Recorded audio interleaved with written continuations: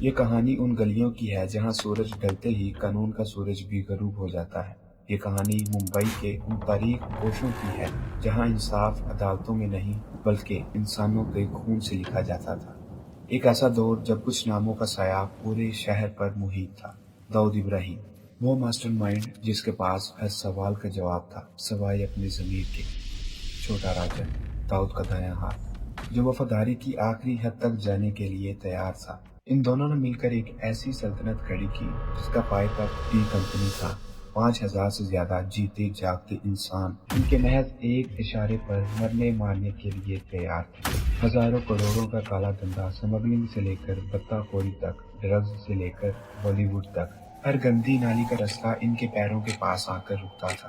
100 minute, 12 دھماکے، 257 لاشیں۔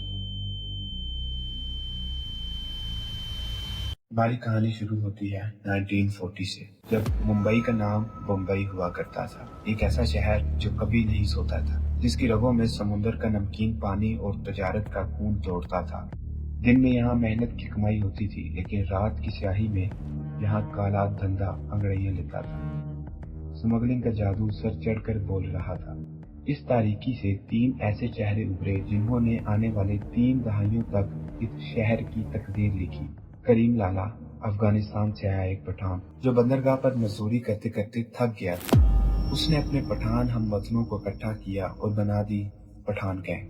جوا، شراب، بتہ خوری، وہ یہ سب برے کام کرتا تھا۔ دوسرا نام حاجی مستان، تمل ناڈو سے آیا 8 سال کا ایک بچہ جو مارکیٹ میں سائیکل ٹھیک کرتا تھا۔ اس کی نظریں ان بوریوں پر نہیں بلکہ ان بحری جہازوں پر تھی جو سونا لے کر آتے تھے۔ اس دور میں انڈیا میں سونا لانا منع تھا اور جو یہ جرم کر لیتا وہ راتوں رات کروڑ پتی بن جاتا۔ حاجی مستان نے یہی کیا، وہ سونے کا بے تاج بادشاہ بن گیا۔ وردہ راجن منڈلیار، یہ بھی تمل ناڈو سے تھا۔ اسٹیشن پر بوریاں اٹھاتے اٹھاتے اس نے بھی حاجی مستان کا راستہ چن لیا۔ جہازوں سے مال چرانا اس کا پہلا سبق تھا۔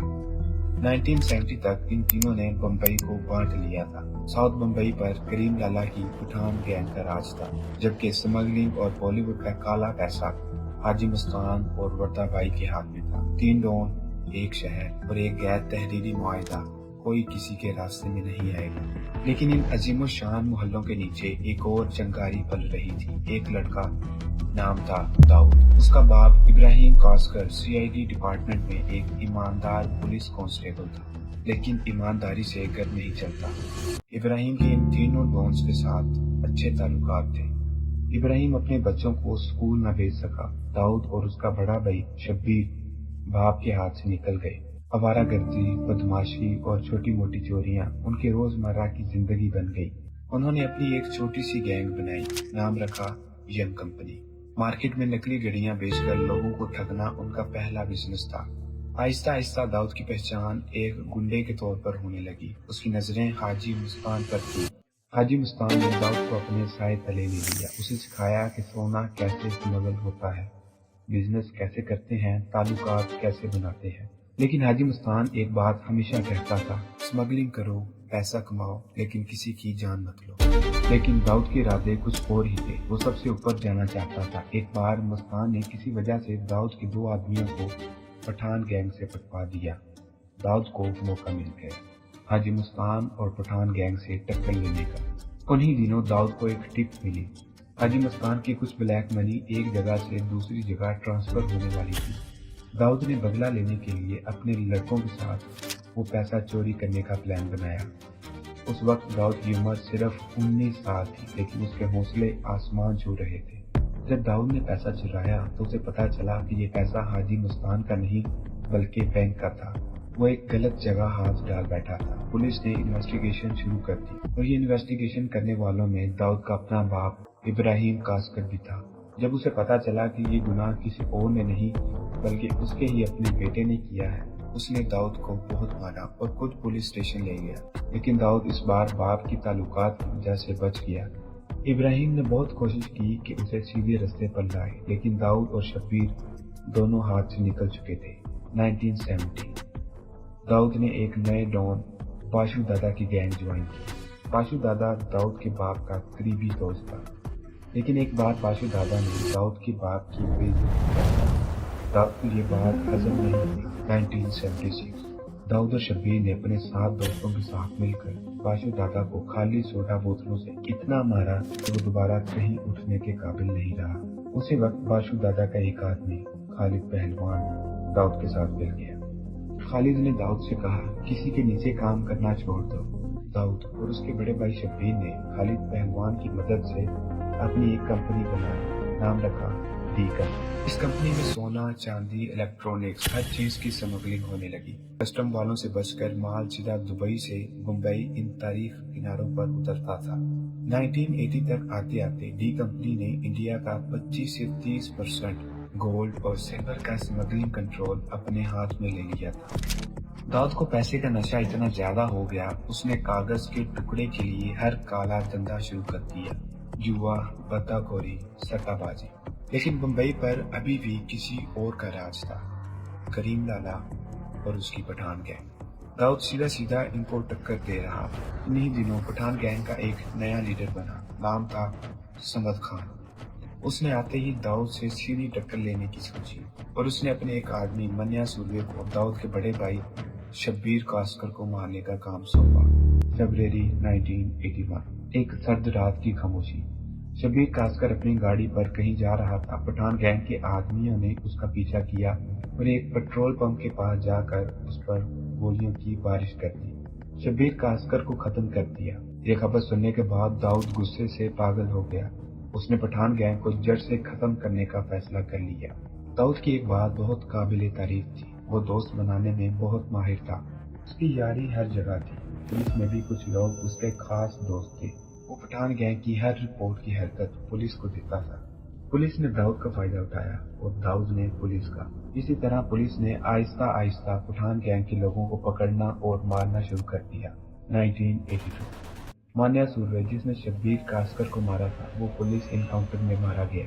लेकिन दाऊद को अभी भी सुकून नहीं मिला। वो अपने बड़े भाई की मौत का बदला करीम लाला के भाई को मार कर लेना चाहता था। 1984 दाऊद ने अपने 3 दोस्तों के साथ मिलकर 19 गोलियां मारकर उसकी जान ले ली। फिर 1986 दाऊद ने वही किया जिसका वो बहुत देर से इंतजार कर रहा था। उसने करीम लाला के भाई अब्दुल रहीम खान को भी कत्ल करवा दिया। दाऊद की जिंदगी किसी रॉक स्टार से कम नहीं। उसका नाम हर जगह चलता, चाहे वो क्रिकेट हो या बॉलीवुड। हत्ता कि ये भी कहा जाता था कि दाऊद बॉलीवुड से हफ्ता वसूलता, प्रोडक्शन हाउसेज में पैसा लगाता और अपने मनपसंद एक्टर्स को कास्ट किया करता था। उसका खौफ पूरे बॉलीवुड में था। 1992 तक सब कुछ ठीक चलता रहा। छोटा राजन दाऊद का दायां हाथ और छोटा शकील दाऊद का बायां हाथ माना जाता था। लेकिन छोटे शकील को इस बात से बहुत जलन होती थी कि दाऊद और छोटा राजन आपस में इतने करीब क्यों हैं। इसलिए शकील अक्सर छोटा राजन के खिलाफ दाऊद के कान भरता था। दाऊद की बहन के शौहर को कत्ल करवा दिया गया। दाऊद ने इस कत्ल का बदला लेने का काम छोटा राजन को सौंपा, लेकिन छोटा राजन इस काम को करने में बहुत देर लगा रहा था क्योंकि शूटर्स जेजे अस्पताल में सख्त निगरानी में एडमिट थे। दाऊद ने ये काम राजन की बजाय छोटे शकील को दे दिया। शकील ने इस मौका को गनीमत समझा और अपने खतरनाक शूटर्स के साथ मिलकर जेजे अस्पताल के अंदर घुसकर अंधाधुंध फायरिंग की और इन शूटर्स को खत्म कर दिया। इस अटैक के बाद दाऊद और छोटा राजन के दरमियान दूरियां शुरू हो गई। दाऊद अब छोटा शकील की सुनने लगा था, इसलिए छोटा राजन ने अपनी अलग गैंग बनाना शुरू कर और आहिस्ता आहिस्ता दाऊद की गैंग से बाहर होने लगा। अब पुलिस भी दाऊद से तंग आ चुकी थी और उसे पकड़ना चाहती थी, लेकिन दाऊद अपनी गैंग समेत दुबई भाग गया। दिसंबर 1992 इंडिया में दंगे फूट पड़े। हिंदू मुस्लिम वॉर शुरू हो गई। 2000 से ज्यादा लोग मारे गए।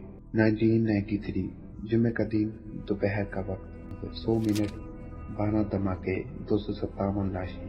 इस अटैक के बाद दाऊद इब्राहिम को मोस्ट वांटेड लिस्ट में डाल दिया। इंडिया, अमेरिका और दुबई ने इसे ग्लोबल टेररिस्ट डिक्लेयर कर दी। दाऊद इब्राहिम पर $25 मिलियन का इनाम रखा गया, इसीलिए दाऊद दुबई में भी महफूज न रहा। छोटा राजन दाऊद का सबसे करीबी साथी, वो एक हिंदू था।